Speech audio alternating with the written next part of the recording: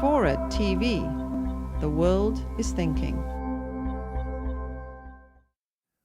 I would say one of the gifts of Robert Altman was the ability to cast well. That he would really look for actors that that had the. Mel Gibson used this expression once. He said that he has the piss in the pants, and I said, "What does that mean?" He goes, "He stinks of it. He stinks of the role." And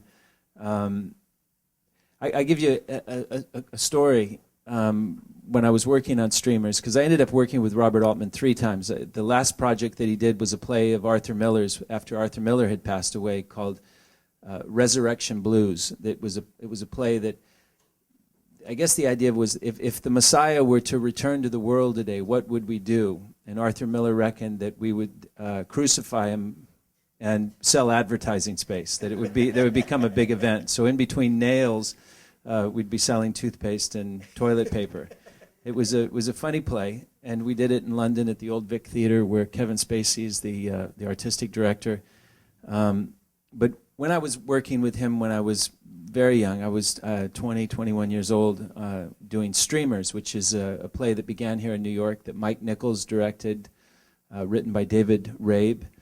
I had a big monologue that I was very nervous about giving, and it was it was a big monologue, you know, especially for a young actor.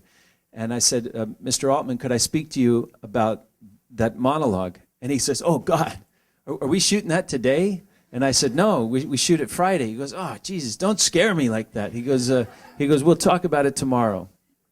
So I said, "Oh yes, Mr. Altman, we'll talk about it tomorrow." So overnight, I worked on the script and worked on it. I came in to speak to him about it on Tuesday, and I said, "Mr. Altman, could I speak to you about that scene?" And he goes, "Yeah, we're shooting it Friday." Yes, that's correct. We're shooting it Friday. We'll talk about it tomorrow. And I had this conversation with him till Thursday night, and I said, "Bob, could I please speak to you about that scene?" He goes, "We'll talk about it tomorrow." So we came in to shoot this scene, and I said, "Bob, could I talk to you about that scene?" He goes, "Hold on a second." He goes, "What are you going to do in the scene?" So he had the camera there and the other actors. "What are you going to do?" And I said, "Well, I was thinking I would stay in my bed for most of the scene, and maybe toward the end of it I might sit up." He goes, "Okay, good." And Mitchell Lichtenstein, who's the famous artist, Roy Lichtenstein's son, was playing opposite me. And he says, "Mitchell, if Modine does that, what are you going to do?" And he goes, "Well, maybe I'll get out of bed." And he had these funny little Japanese shoes, wooden clogs that he put on. He says, "I'll put because he's got a kimono on in an army barrack." He was gay. The character was gay in the story. So this was a way of manifesting it, you know, with the kimono and the wooden shoes and stuff. It was a funny costume. And he says, "Okay, good. Pierre, how do you want to shoot it?" And Pierre said, "Well, I'll do this. He goes, "Okay, good. I'll be right back."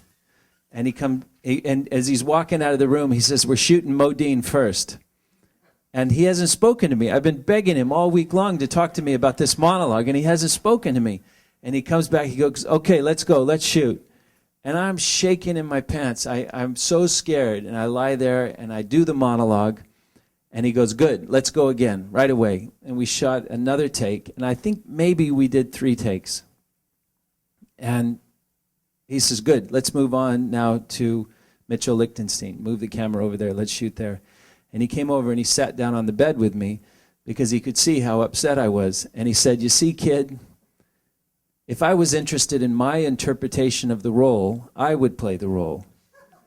That's why I hired you."